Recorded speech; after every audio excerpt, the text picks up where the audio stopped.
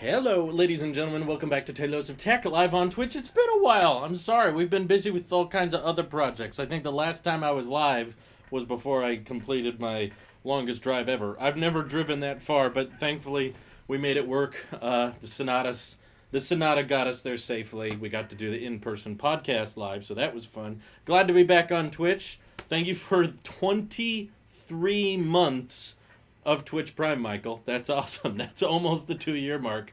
When you hit the 2 year mark, you get a more exclusive badge, so get to stay tuned for that. First things first, new iMac. We got new Apple hardware. No one really saw it coming. It was kind of out of nowhere. There was a few, there was few leakers always talking about something's ready to ship this week. No, this week. No, this week. No, this week. Here it is. It's kind of better than I expected, but once again, kind of like Marquez talked about in his video on the new iMac, no one wants to buy this thing. And it's pretty great. Like, when it comes to internal refreshes, this is obviously not a design overhaul, but when it comes to internal upgrades, this is pretty much as good as it gets. We've got updated webcam, we've got updated microphones, we got better processors, we got SSDs across the board, we got frosted glass on the iMac as an option now, that matte finish and stuff like that. Updated graphics performance. This is pretty much as cool as a spec bump can get, and yet no one wants this. No one wants to buy it because Apple has already talked about Apple Silicon, obviously, so honestly, it does make it kind of hard to recommend. So it does make it very difficult to be like, hey, guys, check out this iMac. You should buy it. When we all know that there's a very, very good chance that the updated Apple Silicon with a redesigned, iPad Pro design language iMac is probably coming in less than a year. I know some people think of that as, well, it's so far away, that's not coming out till March or June of next year. But the thing is, people buy desktops kind of for the long haul. I mean, we do have, like, iPhones that people like to upgrade once a year, but that's a phone. When we're talking about a desktop, something without a battery that sits on your desk that you're going to be using for work, most people buy those things for easily 4, 5, 6 years plus, sometimes longer than that, because again, they're work machines. They're meant to last, and I've been using my iMac Pro for 3 years now, and the iMac I had before that I used for probably 5 or 6 years. So if you're buying an Intel Mac now, and it's only 10 months maximum that it gets refreshed with some, like, Apple Silicon based iPad Pro, very fresh looking design, you're going to feel kind of left out. You're going to feel kind of neglected at that point. So yeah, it makes it very, very hard to recommend this one unless, you don't care about bezels, you don't care about data design, and you think that you're going to utilize an Intel processor for a long, long time. Because obviously there's some people who like boot camp and like utilizing that older hardware for certain features that you might not get when you switch over to Apple Silicon. So I can kind of get how there's a market for it, but man, is it small, because I feel like the majority of people that know about an iMac refresh like this one are probably well aware of the Apple Silicon stuff, and they probably want to wait for that. That's what I'm guessing. How many years of software updates will the 2020 iMac get? It's hard to know exactly because Apple doesn't really disclose that kind of thing. I think, personally, seeing how there's still, you can still get macOS Big Sur on the trash can Mac Pro. So I know Mike has said that he thinks that the Intel Macs are going to get left out and neglected a lot faster. I still have faith that Apple's going to keep updating them simply for the fact that they're selling $50,000 Mac Pros today.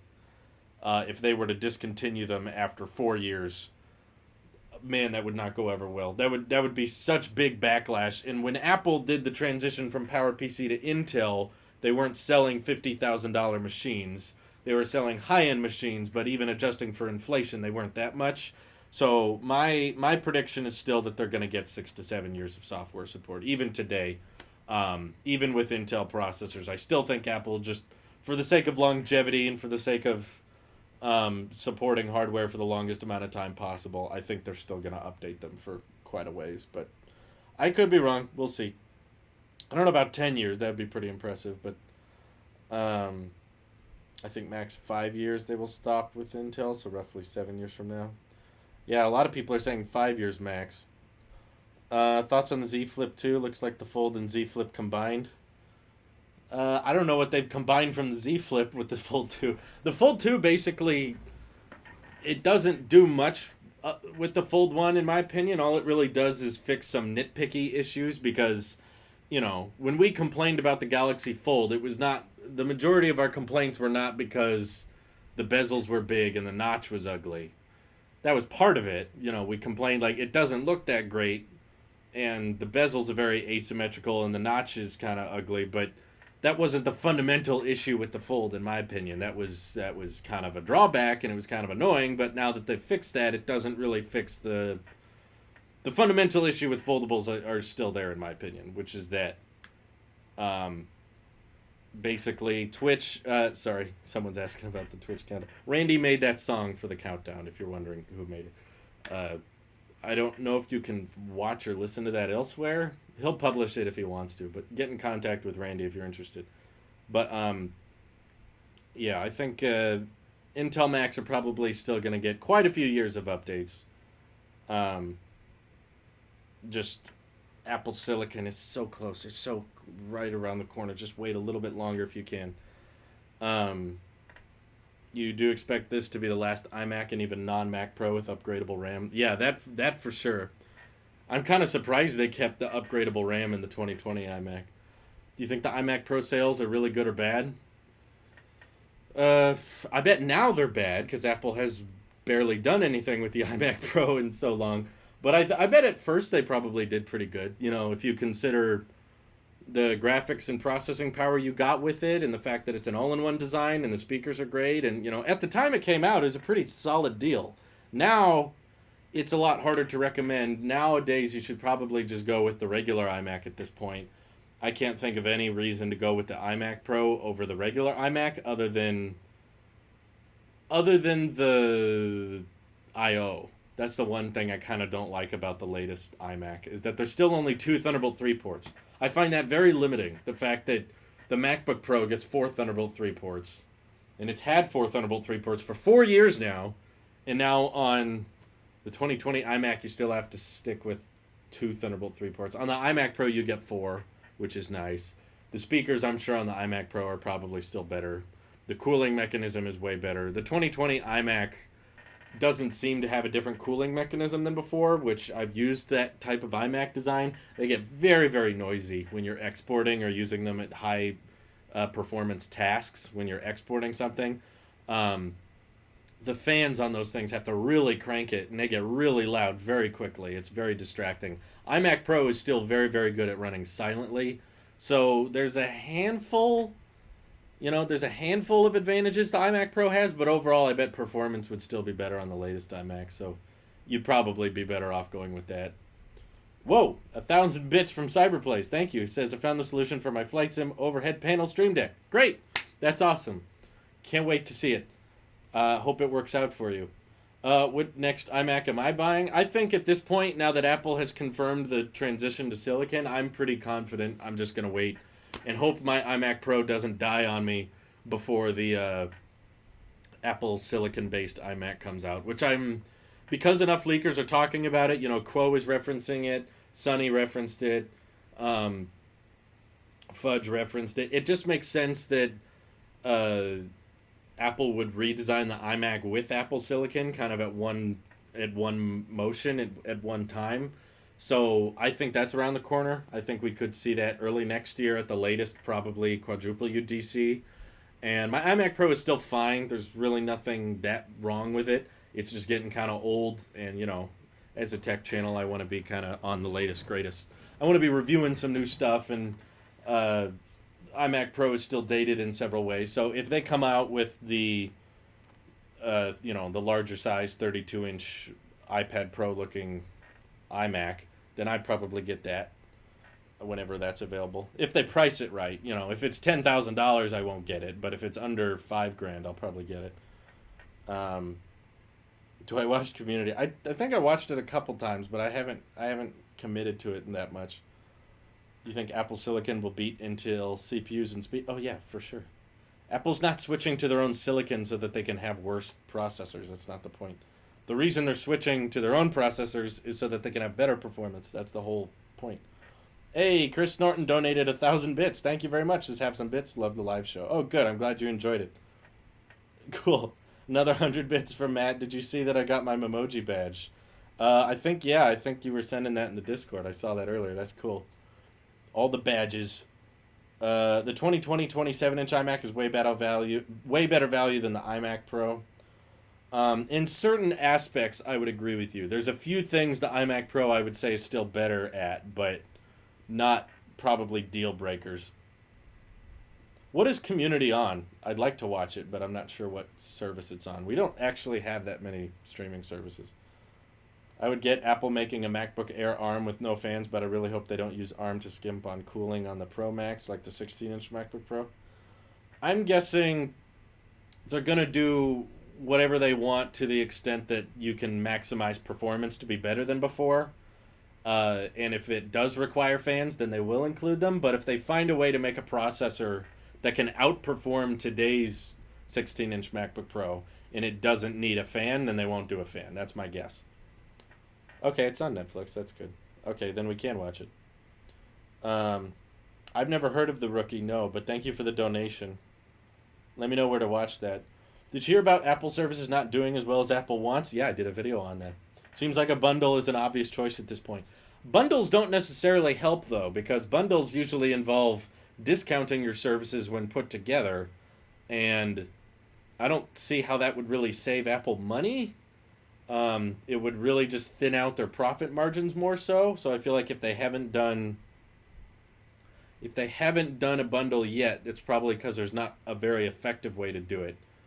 I'm not really interested in a bundle if they were like, you can bundle Apple Arcade and Apple TV Plus into one and only pay $8 a month. I still wouldn't do it. I just those services. It's not really the amount of the price that I'm not interested in. It's just the idea of paying for them at all. What I mean by that is if Apple Arcade was $1, I don't think I would pay for it. It just another monthly expense, even if it's 99 cents for the value of the games and the amount of content I get out of it. It's just not interesting enough to me. Some people probably disagree, but to me, like the difference between $1 a month and $5 a month is not the point. It's just the idea of paying something versus not paying for something. Um, let's see. I think Apple TV Plus needs more movies. The movies they have are pretty okay, and the shows are just meh. The issue with movies is typically you only watch them once, and very rarely is there a movie that people watch again and again. There's a few exceptions, like people will watch Avengers uh, a million times when it comes out, or people will watch the new Star Wars a few times when it comes out. But for the most part, um, I think TV shows are more sustainable on a service because you have to keep paying for it to continue watching the show, and new seasons come out. So the shows are probably going to be the bread and butter. Apple can't really have that much of a big back catalog for TV Plus because, again, they want to own all of the content on there. So, Greyhound is going to be on there probably for the rest of its life, and maybe Apple could start snagging up some more movies to put on there, but for the most part, I think they're going to emphasize more of the TV shows. Even though 2020 iMac may be better, what do you think? Base 10 core iMac Pro or 2020 iMac? There's still a bunch of holdups with the iMac Pro that haven't been updated. I mean, the iMac Pro still does not have Bluetooth 5. It does not have GPUs that can output at 6K. So if you wanted to do a Pro Display XDR, iMac Pro couldn't do it. New iMac could do it. So it's kind of dated in a few aspects. I think the Intel processor being older has resulted in Final Cut lagging for me more often. Because I remember editing on the 16-inch MacBook Pro when I got that, and it actually performed better with some video files just because it's a newer piece of hardware. It doesn't matter that it's not as fast, it's just newer, which enables certain features and certain codecs. So, yeah, I would have to agree because the only subscription I have from Apple is Apple Music bearing the free trial for TV Plus, which I haven't used yet. The others don't interest me personally. Yeah, I don't think you're alone there. I think there's a large majority of people that are like, huh, that's interesting. I wouldn't pay for it. And they're really, really trying hard with the marketing of Apple Arcade and TV Plus. They're really pushing it on everything, but I can't justify it. There's so many subscriptions out there already that put adding more to it. I think iMac Pro will be dead and gone come ARM iMac. Maybe they'll even give the desktop a new name.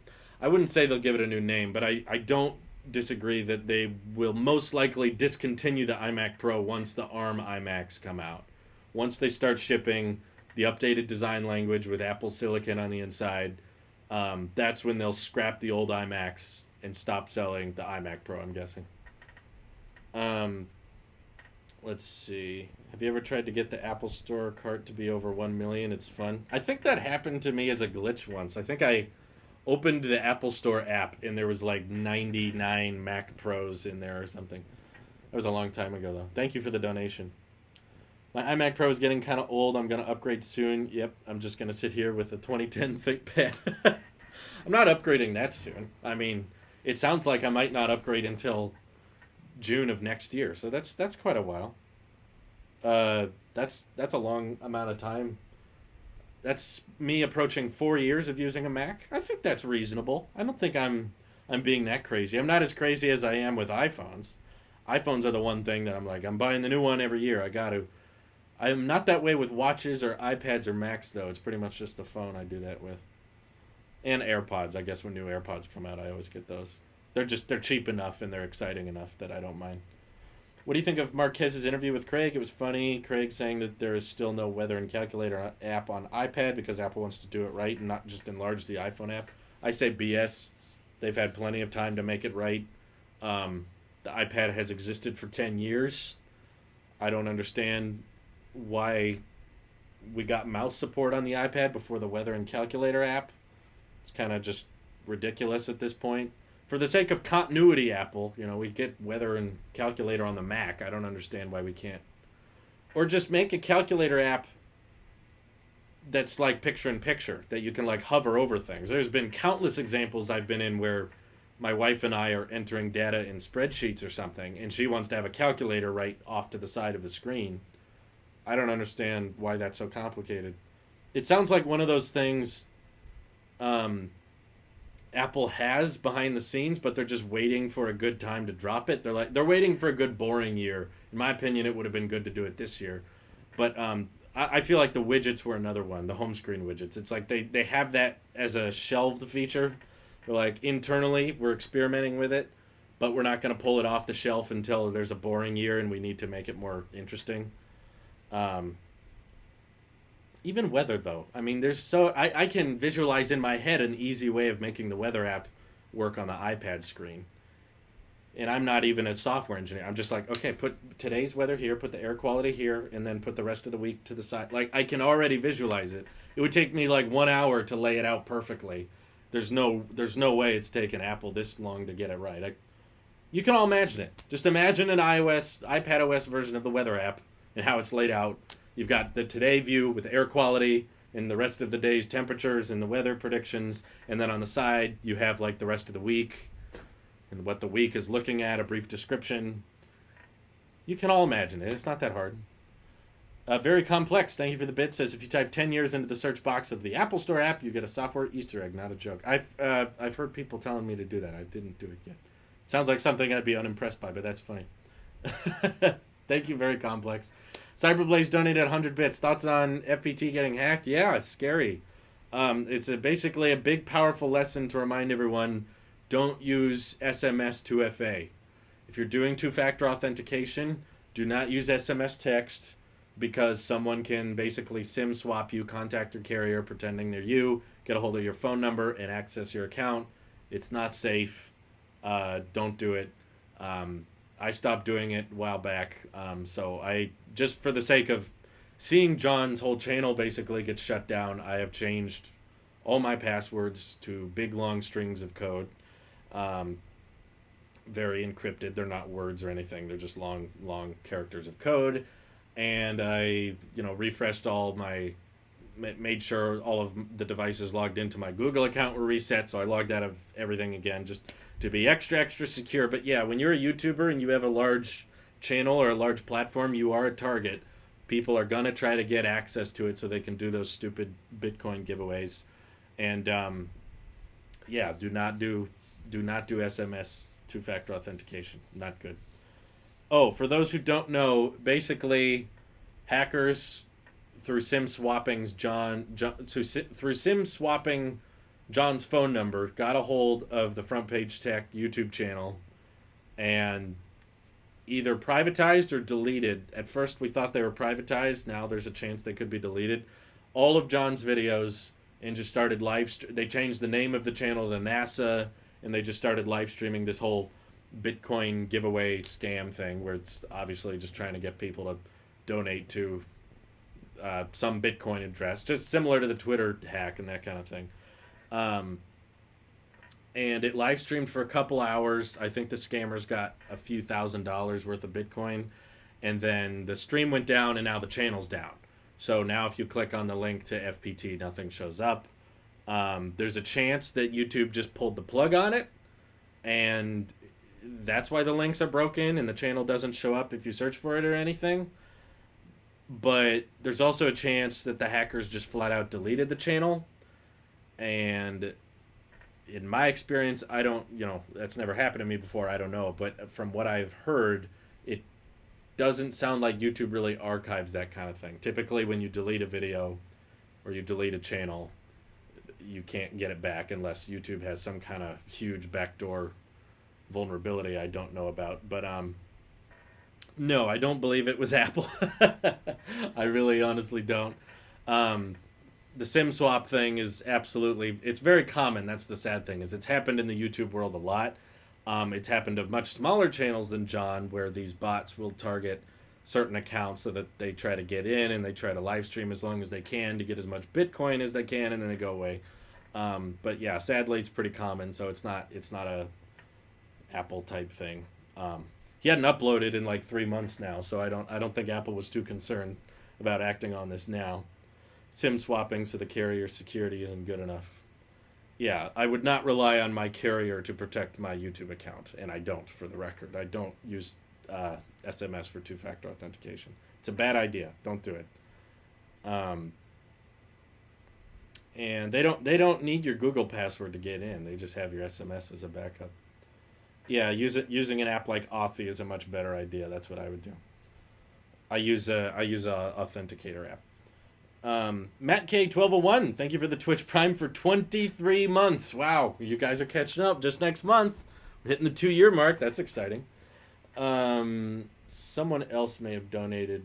Sorry, I can't. Grudy, I think, donated 100 bits. Can we appreciate how good of a value the iMacs are, even with the Intel CPUs, because of their displays? I mean, a good 4K monitor can cost at least over $600 to $700. Yeah, value-wise, I don't think the iMac is bad. Now, of course, that they're including SSDs with them, and yeah, the performance on them's great. Like, no, they're good value. And they hold their value pretty well too, I might add. It's just we're all waiting for the silicon one, the Apple silicon one. We want that one, so that's why it's kind of hard to justify. But yes, thank you, Grudy. Let's appreciate the value of the iMac today. Very Complex donated, says I like the AccuWeather app better than the stock app. Yeah, I've heard a lot of people prefer that too. Not shocked by that. I'm looking for your donation, but I don't see it. I apologize. Someone was asking. So maybe something's wrong. Maybe it's not showing up. I don't know. The carriers care. I mean, it's the name carriers. No, they don't care. Don't trust carriers at all. The iMac Pro is not dead yet, but it's on its way out. It's gonna die probably next year is my prediction. It's absolutely it was a placeholder. Basically, Apple needed to get something out in the market quickly for professionals before the Mac Pro came out. So from here on out, the 2020 iMac you can configure up to $9,000. If you max it out, it's $9,000. And for the record, it's a good machine. It's pretty powerful for what you get. But if you need something more powerful than the 2020 iMac, then yeah, I would probably, Apple's probably going to say just get the Mac Pro. Oh, it was through It was through PayPal. Sorry, I don't have that link open because the PayPal has been so inactive lately. But just ask my question. Ask your question over there. I've got your name down, Sadie. Ask it again. Appreciate the dono. Sorry it didn't show up for me. I gotta open that window later. Um, and I'll answer it in here. I have the 44 millimeter watch. I got big hands and I got big arms, so I need the big watch. Cyberplays donated says I think it may have been maybe he just wanted to quit and make this excuse. I don't know. It's speculation. We don't need to speculate on it. We don't know. But thank you for the donation. I'll just get the iMac right now, and once the redesigned iMac comes, I'll just trade in the current iMac in GameStop for $6. Hey, there's a good idea. If there's still a GameStop open in your neck of the woods. Oh my god. Yes, we're seeing your messages. Let's see. What do you think of the leak that the first ARM Mac will be a 12-inch? Nah, it doesn't sound right. I trust Quo on this thing more. It sounds more believable to me that the first ARM Mac will be a 13-inch laptop of some kind. I don't know if it's going to be the Air or the Pro. I kind of like Sonny's idea of them ditching the 13-inch Pro and just having, if it's Apple Silicon, they can design it to be thin and light and still powerful. So just call it the Air. When did we get the new MacBook Air? Wasn't that fairly recently? Yeah, see, there wasn't much time between the MacBook Air refresh and the Apple Silicon MacBook Air, so why would there be a year between this iMac and the Apple Silicon iMac? Okay, here's what he asked. Sorry I didn't see your PayPal donation, but appreciate it. Thank you. I recently bought the 2020 MacBook Pro base model. I didn't realize that it was using the 8th gen chip and the slower RAM. I feel robbed. Then yeah, return it. You got 14 days to return it. And you're not robbed if you didn't just read the tech specs. I mean, they make that pretty obvious when you're ordering it. It says what the processor is. But yeah, you got time to return it. 14 days. You don't need you don't need a reason. It doesn't have to be defective. You can return it just for whatever even you can just say I don't want it anymore and they'll take it back. I'm buying the ARM MacBook from day one as long as it isn't more than $1,100.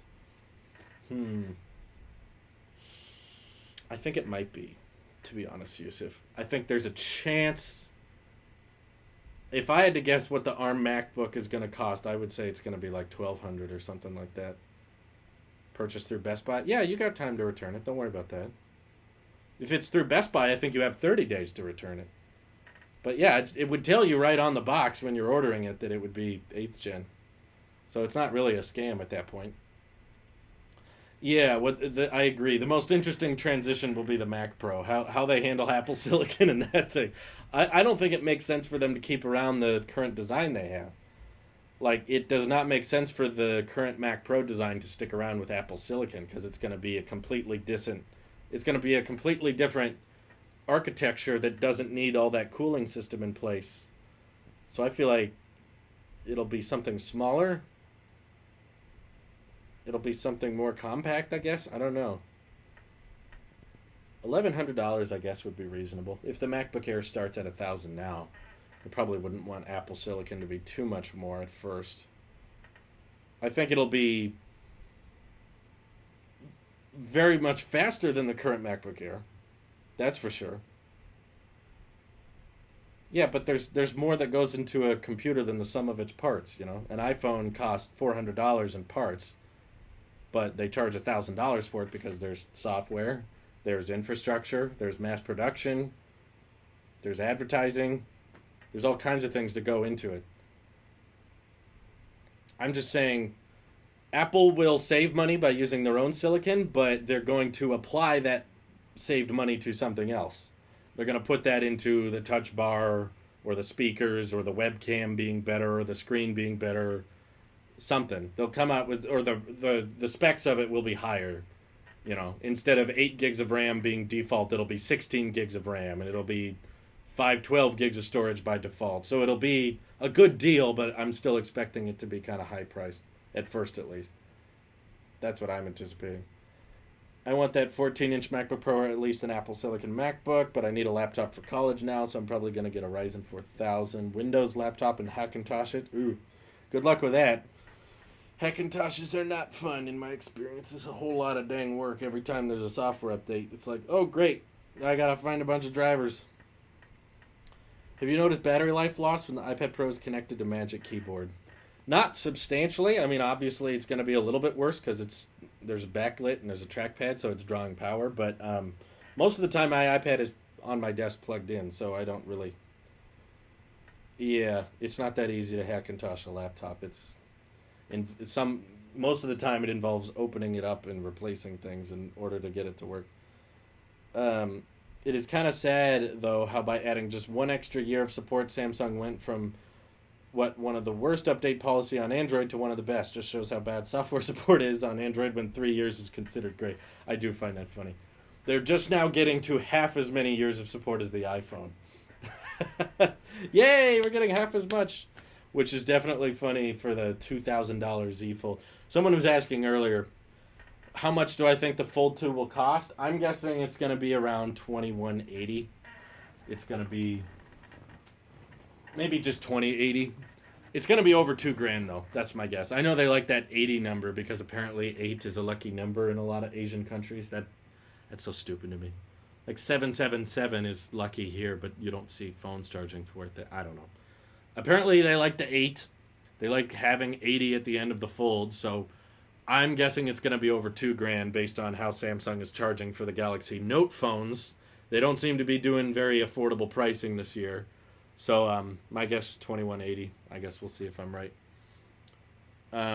Apple has changed its strategy. They never sent the review units, but now they have targeted YouTubers for marketing their device. MKBHD will be like, I've been using the 12 Pro Max for the last 1 week now. Don't you think it's unfavor? I'm not sure what that means. It doesn't. I don't think they changed it that much. I think they just realized that YouTube is a larger and larger platform with creators, and they know how much influence creators have. So yeah, they send people with big audiences phones so that they can talk about their experience with them, and they hope they like them. So, I mean, it's not that crazy. I think they sent review units to old journalism and news publications beforehand. It's not substantially early. Yeah, they usually get them a few days before they ship, so it's not that crazy. But I don't understand why that would be unfavorable. Pretty much everybody in the tech world does it these days. I've been using these Galaxy Buds Live for about a century, and here my thought. I know he must be sick of that meme by now. I still remember the day I was sitting right here. You know, the Marquez has got this thing early meme that's now used to death every day in every comment section. I was sitting in this room when I first saw that meme born. I watched its head come out of the. No. Mr. Tech Boy wrote the message in the Discord, and I was like, that's funny. I'm going to tweet that. And I tweeted it, and it never ended. The meme is still going to this day. And Mr. Tech Boy has been trying very, very hard to repeat his success and try to make another successful meme. None of them that successful, though. Just hasn't worked. But yeah, I feel bad for Marquez now because I feel like if you go to any tweet he does or any comment section now, it's literally just the same. I've been using this for 2 weeks now, and this is what I thought. Same meme over and over and over and nonstop. People just do not give up. It refuses to be funny. No one will stop doing the same meme, and everyone keeps upvoting and liking the same comments. It just doesn't stop. I wonder if it'll ever stop. Mr. Tech Boy, you created a monster you can't control. Little did he know it would become so overused. That was months ago. Was that last year? When did that meme first start? I can't even remember. Was it the beginning of this year? Gotta go find that tweet again. So I've been using this meme for 2 years now. Yeah, exactly. Yeah, I used Windows 10 for 2 years back in the attic days when my iMac was getting kind of old, and I was looking up online the specs I could get with a custom-built PC. So I was like, okay, you know what? I'll try PC. I've never really owned one myself and used it, so I got one, and it was better specs than the iMac, and I used that as my main editing machine for a little over a year. When I got it, that was back before Windows 10 was a thing. So I was on Windows 7 for a while, and then, everyone kept telling me how bad Windows 8 was. So I was like, okay, I won't get Windows 8. And then Windows 10 came out, and everyone said, "Oh, Windows 10 is great. It's the best of both. It's the best of 7 and 8. You'll be fine with 10. That's much, much better." Um, so I switched to Windows 10, and it was all downhill from there. The updates kept breaking things, apps wouldn't open, programs would behave slower, the computer would just start randomly shutting down. I would just it just did not work. That was as simple as it was. It just did not work for me. So I sold that PC because it was still good at playing games. It just wasn't good for video editing and the stuff I needed for. So I sold it to a friend of mine, Wyatt, who still uses it to this day. And it still plays games great, which he likes. So, um, well, you can put Windows on a Mac, but whatever. Macs aren't meant for gaming. That's just not what they're designed for. And then for a while, I decided to get a gaming PC for the gaming channel. I think for a brief time in 2019 or 2018. I don't know. I had it for about a year. I got a decent. It wasn't anything fancy. It was just a basic PC that could play games pretty well. So I did some live streaming with it. I have a console. That's the end of the story. Use it. Eventually, I just switched to a console because it was more reliable than the PC was. Because Windows 10 just kept breaking everything. It could play games fine, but I wanted to live stream those games to Taylors of Gaming, obviously. So, I have a webcam and a microphone plugged in. And, for a couple weeks, it ran great. I streamed on it. The stream connection was good. And I was like, okay, I'm using a PC. It's working fine. And then Windows 10 updates came in. And now anytime my webcam was plugged in, the computer would crash.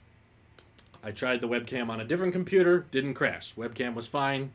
It worked perfectly on other machines. It was just on that one individual PC that I used for gaming that it would crash every time. And then it started glitching with driver corruption with my microphone that I used to stream with, and it would drop the decibel. This is not a setting on the microphone. This was not a setting in OBS at all. I'm literally using it the same way I used it before. One day I just wake up and now the audio levels are like the pitch has been dropped and I sound like a monster. It's like a super low, just super distorted. People were asking questions the whole time. It sounded stupid. And it was literally just driver corruption over and over and over again to the point that it just became a big hassle. Essentially, every time I turned on that PC, there was a new problem that I had to try to Google search and fix. I tried reinstalling all of Windows 10 again. It just became a big nightmare that I just sold that PC off because I was barely using it. It became easier that if I wanted to do gaming streams, I should just live stream them from my console. That ended up being easier.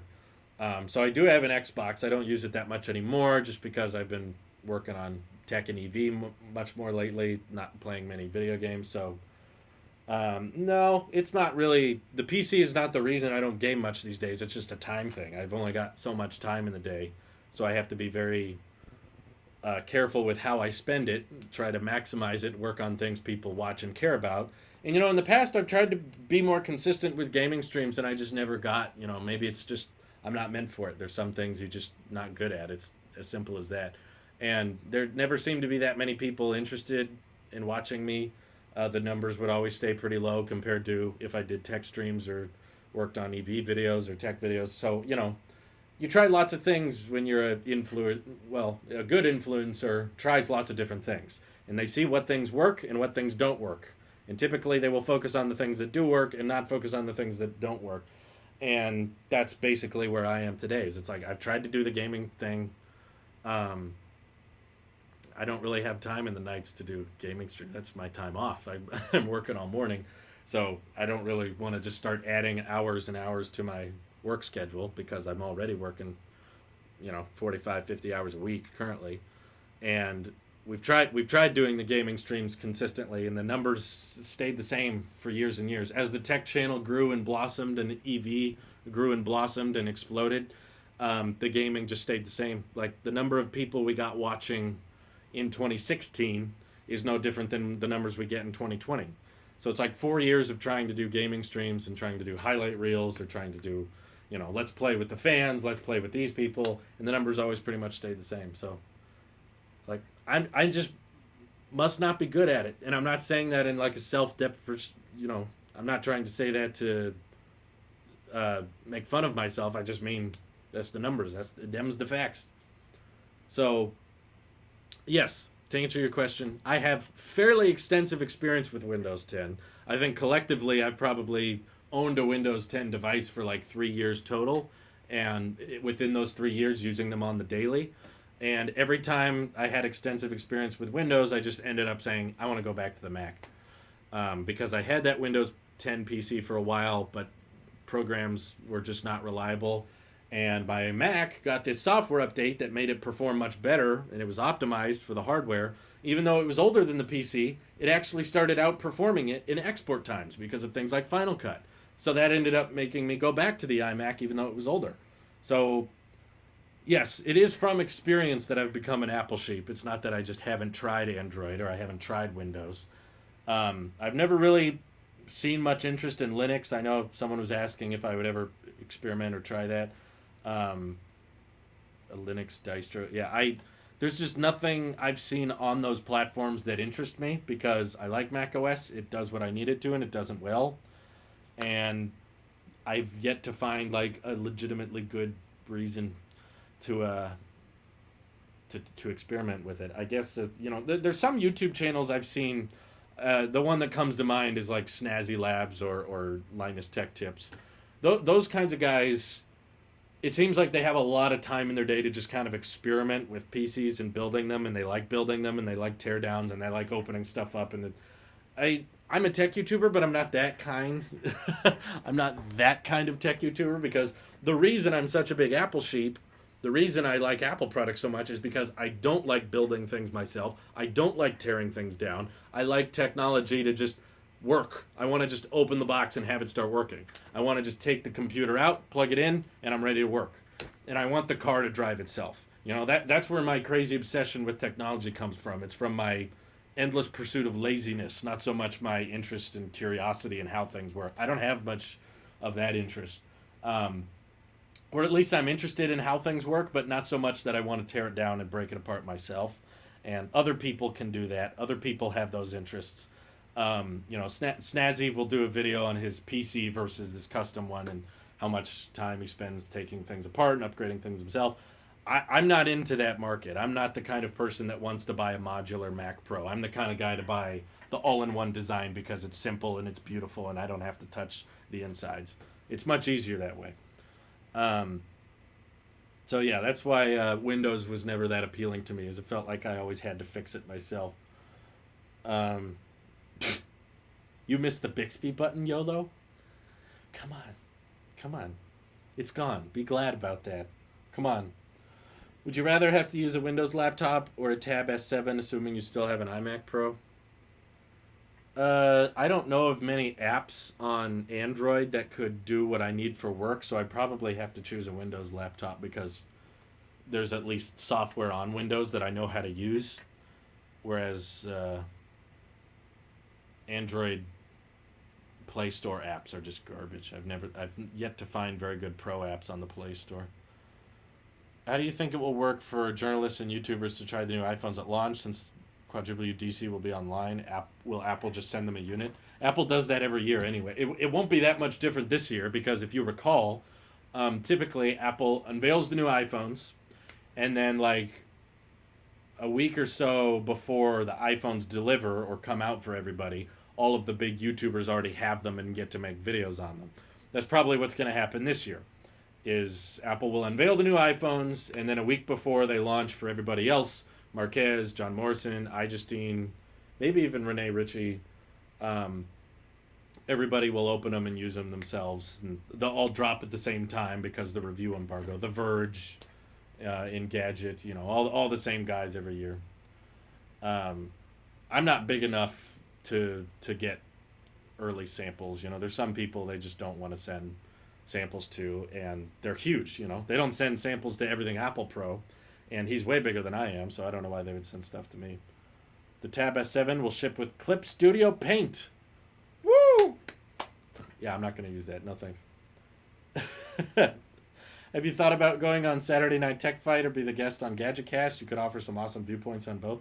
Yeah, I've said yes to both. I'm not going to invite myself, But if they want to have me on, I'm glad to join them. I'm still communicating with the guy from Saturday Night Tech Fights. We're trying to nail down a date, but he asked if I would come on, and I told him sure, I don't mind.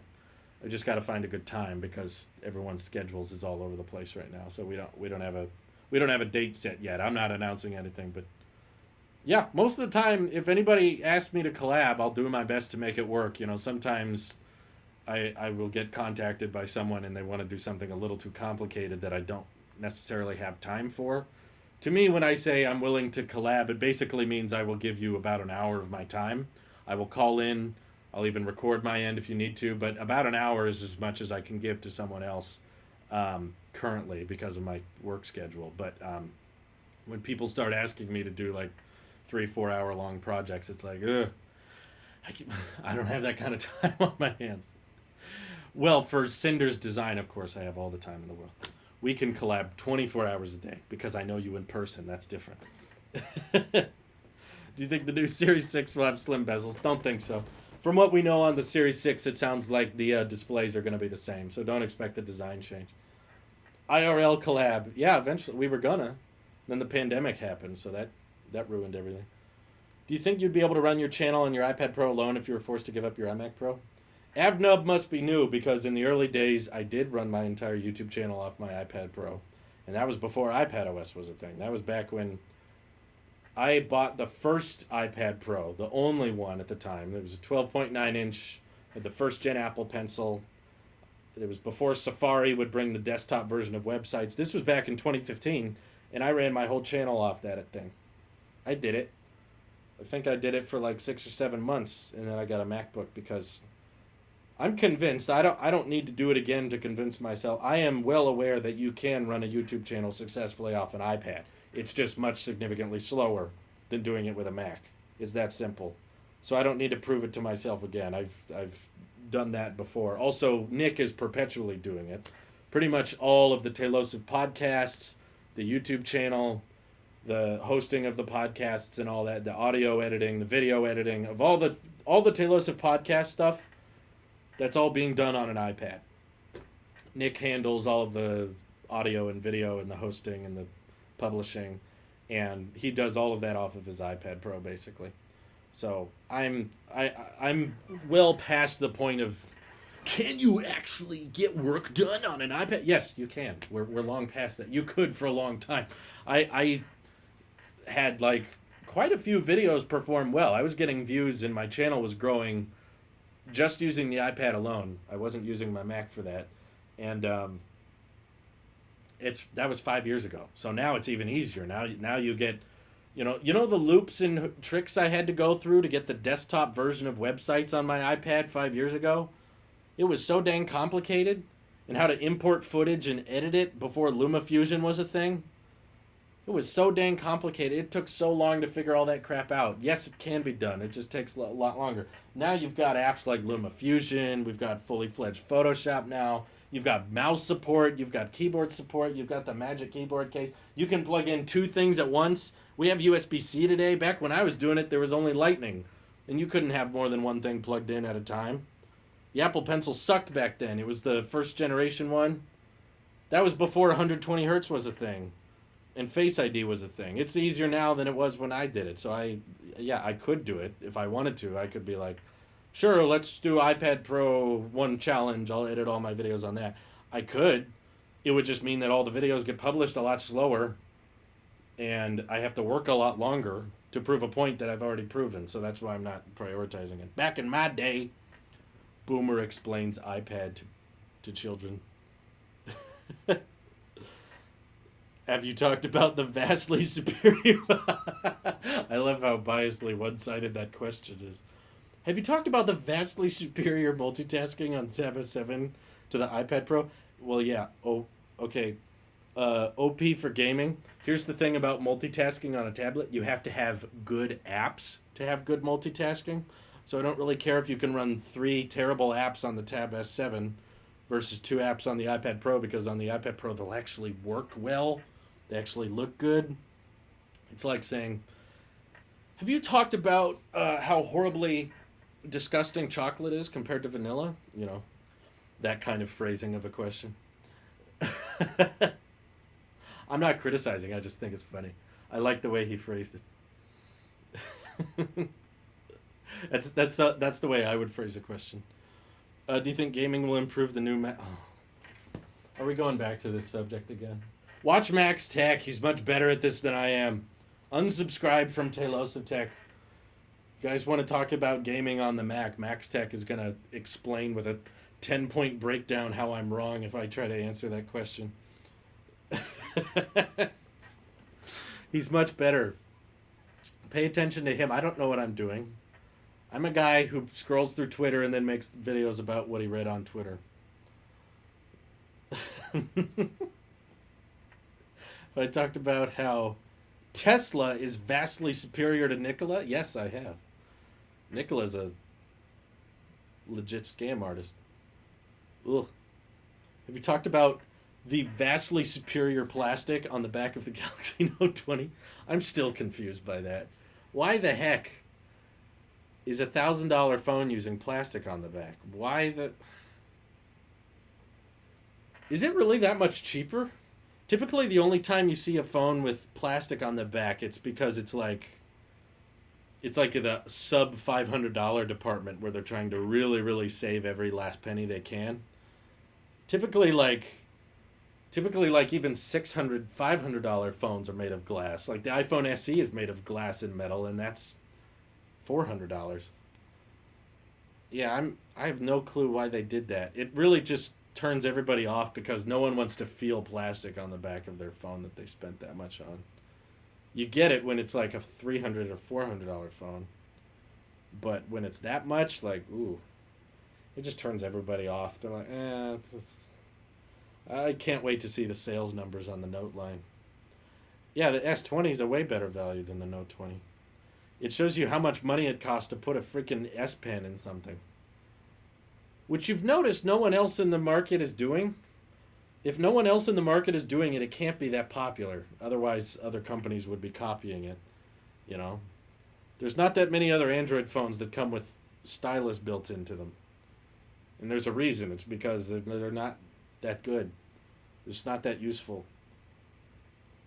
Have you ever reviewed Android tablets like the Tab? No, I reviewed the Surface, and I reviewed the Pixel Slate, and I kind of got my dose of Android on a tablet, and I was disgusted and embarrassed, and it was like not even a chance. LG has the stylus phones. Oh yeah, those must be selling well. We can't even think of the name of it. Oh, there's some LG phone with one, I think. The unpacked video was horrible. I would never pay $1,000 for plastic. Tab S7 comes in this year's signature color, gender fluid, mystic bronze. What was it? I think it was the Surface Pro 3 or 4. It was a while back. I remember reviewing it. They haven't really changed that much from what I've seen. Design-wise, they still seem to be basically just a Windows laptop without the keyboard and mouse. Okay, thank you, Michael. Michael remembers what I reviewed better than I did. It was the Surface Pro 4, and I compared it to the iPad, and like, basically all the Surface devices are good at are converting into laptops. You just, in order to do anything appropriate on them, you have to attach a keyboard and mouse to them. What are my thoughts on Phil Schiller stepping down? Well, it's the end of an era. It's kind of sad, but he's getting old. He's getting kind of up there. He was at average retiring age, so I don't really think it means anything. I think you should probably expect Apple to pretty much keep doing what they've been doing. I'm gonna miss him. It was always fun seeing him on stage. I kind of liked having Phil up there. He always seemed like in the early days he would always get sweaty and nervous, and then over the years he got more brave and smart, and he had to unveil a lot of price points to people, which takes a whole lot of bravery. So yeah, that's it's the end of an era. It's sad, but I'm sure he's like 60 years old, dude. I would want to be retired long before 60. I feel like I'm retired now, to be honest with you, because I don't really see this as working. This is just fun for me. But yeah, anyone at that age would want to be thinking about retiring. So I don't think it's any kind of disagreement or drama behind Apple. I think he's just ready to be done. He's worked there for a long time. He's ready to call it quits. Yeah, Craig leaving will be heartbreaking. That'll suck for sure. Chris Norton donated, says, "Is Twitter how you get your news, or were you joking?" Uh, I would say no. I'm not joking. That's where I get most of it. I'm not following like random accounts. I'm mostly following news agencies. The reason I like Twitter is because um, they're one of the few apps that are very good at putting the latest stories at the top. And as a guy who reports on things very quickly and tries to get videos up very fast, then Twitter is probably the best way to get notified of that kind of thing. Um, I don't really read that in depth into a lot of articles because so many articles waste my time. You know, there's way too much fluff in articles these days where just news companies or journalists will just talk about. They'll have a subject that you could summarize in about 2 sentences, but they fill it up with like 8 paragraphs of nonsense, and every paragraph is surrounded by another ad and another pop up. That basically Twitter is good at getting to the punchline, and you can get information a lot quicker that way. And so I don't go through extreme depth with news sources, just figuring out. But Drew, you need gifts in your news. I know, I know. Apple News minus for life. Twitter is where a lot of people get news these days. Yeah, I would say it's pretty common. Will it come with a new HomePod, and is it worth to wait for? You know, people have been saying a new HomePod's coming out for like the past 2 years, so I I don't know when the HomePod's coming out. It feels like it's been at the next Apple event for the past 3 Apple events, so I don't know. Yeah, articles can be like new iPhone Blue has powered chip, it good. I would like articles like that. I know there's a few companies out there that like summarize articles in uh, 1 sentence and that kind of thing, but they don't do that for all the companies that I read. So for all the news agencies I need to follow, so that's why Twitter's a good way to get your news quickly. Cinders donated 10 bits. Here's some retirement money so you can finally retire. Thank you, Cinders Design. I appreciate it. Now, I was 10 bits short. Now that I've got that dime, I can finally retire. Thanks for supporting me all these years, guys. It's been a lot of fun. Do you think it's worth reviewing devices like the Surface or Chromebook tablets again and see if things have changed? No. No, no, no, no, no. No. I don't think they've changed. Having seen the reviews, the issues I've had with them are still there.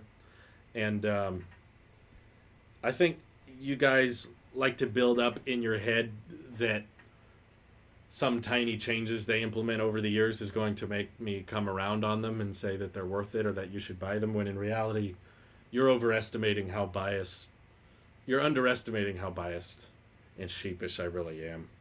Because I will go to those platforms and be like, this is garbage. This sucks. I don't want to waste any time on this thing. And there's only so many ways you can say that in video form, you know? And I've noticed throughout my past that when the Apple Sheep reviews non-Apple products, the videos don't usually perform that well. And they require a lot more work on my end because I got to use the thing and then I got to get B-roll of the thing. So I could buy them and talk about them, but I don't think I'm going to give you anything that you're going to be that interested in. I think I'm mainly just going to say, yeah, it's not as good as an iPad, or it's not as good as an iMac or a MacBook. I prefer Mac OS than the iPad. This isn't that good. Thanks for watching. Bye. I feel like I think that's how it would go if I did do it.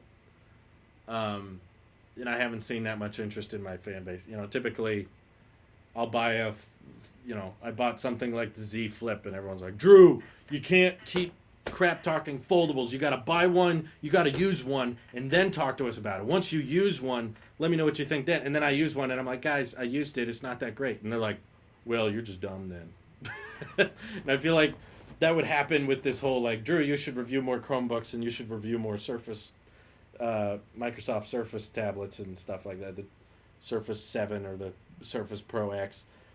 And then I'll do these intricate, in-depth reviews about things I like and what I don't like, and then everyone's like, well, I don't care, whatever. I'm very upfront about my bias. Yes, I try to make that super obvious.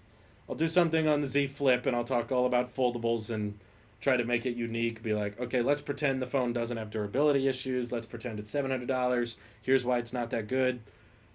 And the views are like, they do fine. And then you talk about 120 hertz in the next iPhone.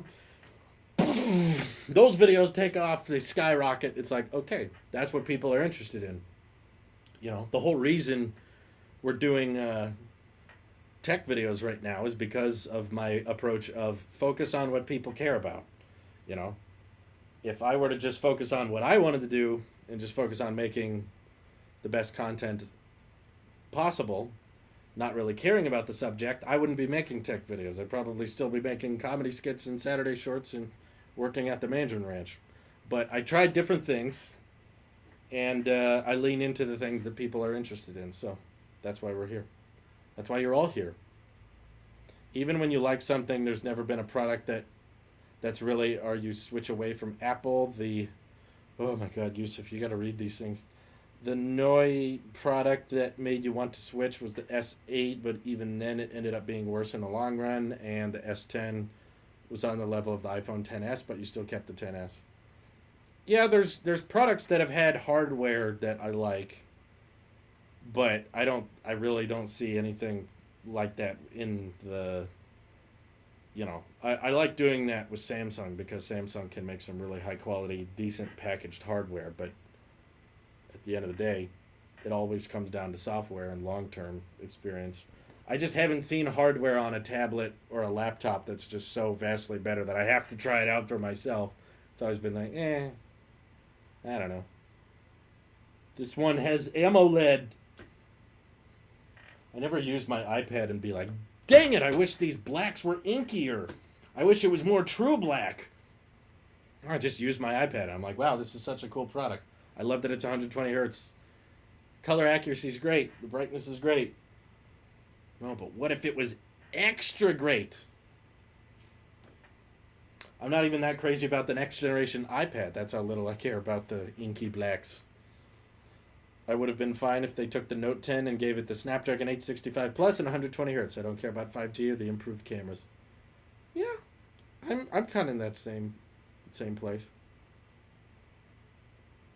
If you want more burn-in on your tablet, get the Tab S7 Plus. That's true. If you want less software support, get the Tab S7 Plus. If you don't want Face ID, get the Tab S7. Yeah, I remember when they called it iPhone 8. Those were the days. Let's see. I'm reviewing X Android tablet. It's an Android tablet, and I like iPads more. Thanks for watching. Perfect video. Yeah, it's a lot of work, though, because you have to order the thing, unbox it, set it up, use it for a while, get some B-roll shots, talk about your experience. Anytime I review something, I end up talking way longer than I want to, and the video ends up taking way longer to make. I always hate that. I'm always like, I don't think I have that many thoughts on this phone or this laptop or tablet or whatever. I think I can sum it up in a pretty short video. And then I start recording. And I'm like, okay, I summed up everything I felt about the product. I think that was around 10 minutes or so. And then I look at the video. Ended up taking me like 32 minutes of recording. I'm like, oh, God. Because then you got to edit a whole bunch of footage together. All those references in the video, you have to film these cutaway shots. And it's a whole lot of work, and I guess I'm just more of the fast food editor guy. I like doing the more like, here's the updates of today, here's the news. I like idea-based videos more so than hands-on review. I still do hands-on review occasionally, but it's not my forte. It's definitely not what the channel is known for. My most popular videos by far are the ones talking about something that was recently announced or something that's going to be announced. Most of the time my reviews don't perform that well. So, again, leaning into what you're good at. Why do you think Apple is only going 120 hertz on their iPad Pro line but nothing for macOS devices? Seen backwards. It's a little more complicated than that. It has a lot to do with Apple Silicon. The iPad's the only device with the Apple Pencil. So the whole argument of 120 hertz back when Apple introduced it was that latency was really low when you're writing. So 120 hertz on the Mac, I agree it would be nice. I would like it, but it would really just be for the. It's not. It's really not. They're not gaming devices. There's not that many games being played on the Mac, and if you put 120 hertz on there, it would just look a little butterier, which I agree is nice, but it's not. For one, it would kill the battery of the MacBooks because currently they're all running Intel, and the battery life on them is not great as it is. iPad has that variable refresh rate because Apple Silicon's on the inside. So now it's more plausible that they could bring 120 hertz to the Mac, but less applicable because Apple's whole logic for promotion was the Apple Pencil. That was it. That was their whole thing. It was low latency when drawing. With the Mac, you're just like editing photos, videos, browsing the web, texting. It's not. It would be nice, I admit, but it's kind of like adding water resistance to the iPad. That would be nice, but there's not a lot of examples of when that would be useful. Apple designed display controller or CPU support. Yeah, now that they're switching to their own silicon, it's more possible they could do it. But again, I wouldn't expect it. Here's In and Out. It's good, but I like Burger King. See ya. Have a good day. Oh, I haven't been to In and Out in forever. I want to go to In and Out. I haven't had a burger in months. Ugh, I need a burger. Oh, I don't. I'm too fat. Oh well. I'm married. Why do I gotta try anyway? I already got the most beautiful woman. Who am I trying to impress? You guys? You guys get mad at soundproofing tiles. Who cares if I'm fat? Oh yeah, the Eminem Rap God Pixel Book rant. I could probably get copyright strike for that. I just realized. Let's go to McDonald's or In-N-Out. I mean, they all got to go through the drive-through and crap. Do you think laptops and tablets have peaked in innovation like smartphones and watches? If not, when will they? There's some ironing out they can do. The mini LED adoption and 120 hertz and battery life. Apple Silicon should improve battery life. Uh, I don't know if peaked is the right word. Maybe more matured. No, there's still a long way they can go, though. There's still a lot of things they can do. We need a six pack, Drew. If I had a six pack, you guys would complain that it's crooked. What are the actual benefits of mini LED? It basically behaves more like OLED. So the contrast ratio is better, the dynamic range is better, the blacks are more inky, it gets brighter, the colors are more vivid. It's not OLED, but it acts like OLED. That's pretty much the advantage. So just imagine bringing OLED to the iPad and the Mac. That's pretty much it. Is OLED bad for something? No. I mean, OLED's not as good with iPads and Macs because of burn-in, because the screens are on for longer periods of time. So they want to use a different display technology for them. Have you ever made one of your phone boxes upside down in a video to mess with everyone? Ooh, I like the way you think, Not Death. What if we did that? Not Death is the reason I'm doing this, by the way, so you're going to have to blame him. What if we just turned all of them upside down? There we go. There we go. See if anyone notices. Cool. All right. Well, thank you, everyone, for watching. I got to get going. But appreciate you all with your bits and your donations and your Twitch Primes. One more time for the record. No, I'm not moving that box. It's going to stay like that. It's all Not Death _'s fault, so you can blame him. This is your Sheep here. I'll see you in the next one. Take care. Bye.